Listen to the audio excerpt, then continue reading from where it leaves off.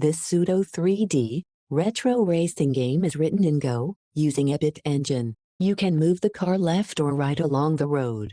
You can also move forward and backwards at variable speeds. It has overlapping sprites drawn back to front to simulate depth. There are in-world measurements for distance and speed, so the time it takes to travel 1 kilometer in real life is the same as it is in the game. There are progress markers along the road, every 250 meters, and the end of the track has a nice rainbow effect, which can be seen from afar as you approach the finish line. You can also adjust the camera height up and down, allowing you to see farther down the horizon. And if you look close, you can even see the stars twinkling. This game is far from perfect and far from a final product. You may have noticed some flaws in this video, such as the car getting distorted when you adjust the camera or the rumble strips not being drawn correctly as you travel down the road. But it is a good starting point for a more polished game. In this tutorial series, I will show you how I put this together and how you can make it yourself.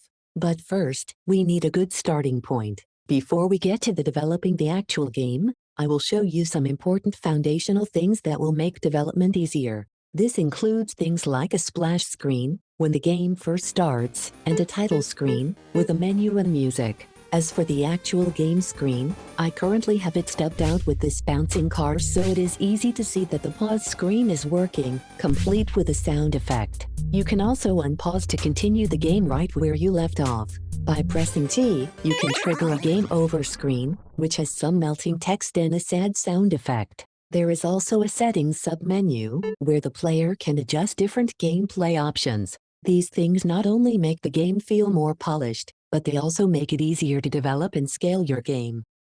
Like many developers, I have a lot of unfinished side projects that I have made over the years. I started out my game development journey by making different pseudo-random, print-and-play board games. I used Go to handle the logic and LaTeX to render them to a PDF.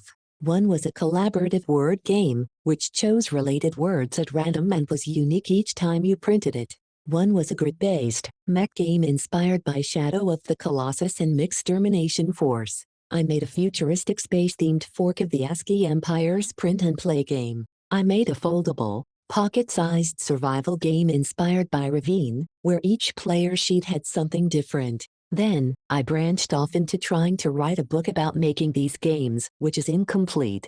Eventually, that led me to start making video games in Go using Ebitengine. I started with a space-themed, Tetris-style, tile-laying game. I made a little Star Trek Fleet Command clone for iOS. I had it running on both my phone and laptop, but it was never finished. I made the startings of a little Doom clone that loads a WAD file for the level data, but uses a different BSP algorithm written in Go. That idea came from this Coder Space YouTube channel, which focuses on Python and Pygame.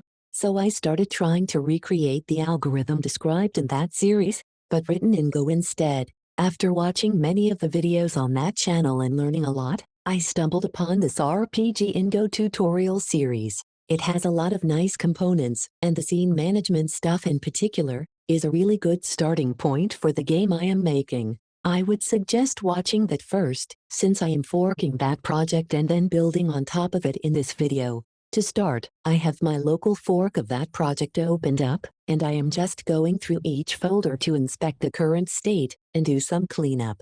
The assets folder has a change, as you can see, so I am just going to add a git ignore for these macOS specific files, causing that. That is fixed now and I will be able to add a git ignore later on. The animations folder is generic, so I will leave that in place. I will keep all of these assets for now while we refactor this repo, but they will be removed later since we are not making an RPG. The camera code is straightforward and reusable, so I will keep that as is. Same for the components, constants, and entities.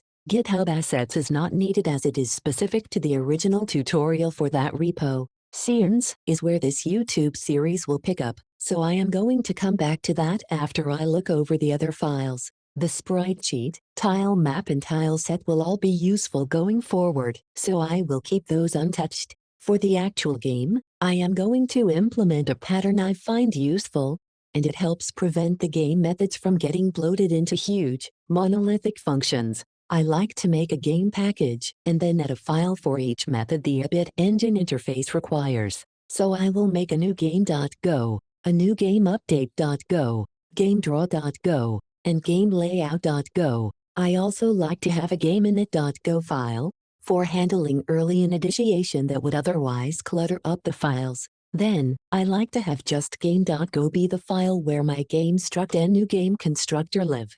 Now I am going to put the original game file side by side with the new game package files, so I can see what I need to copy over. For game.go, I like to have just the game struct and the constructor function, so I will copy that over. I will copy the update method into gameupdate.go, and I will do the same for the draw and layout methods. Finally, I can remove this original game.go file. Now that that is broken down into the game package, I need to adjust my main.go to use the new game package. I do not need this plans file, and I am just going to clear out the README for now. I temporarily named my game Quantum Flux because I could not think of anything better. Now let us see if the game will still run after this small refactoring work. And it does. I have two last things I am going to do in the video. First, I am going to adjust the window size so it is more visible for this tutorial. And second, I like to add this exit check so I can close the game window by pressing the escape key. This improves iteration times because I can immediately stop the game and get back to the code without clicking the little button to close the window. And let us see if it all still works. Yes. In the next video, I will start refactoring the scene management package into something that can scale easier and keeps the game update method clear and concise.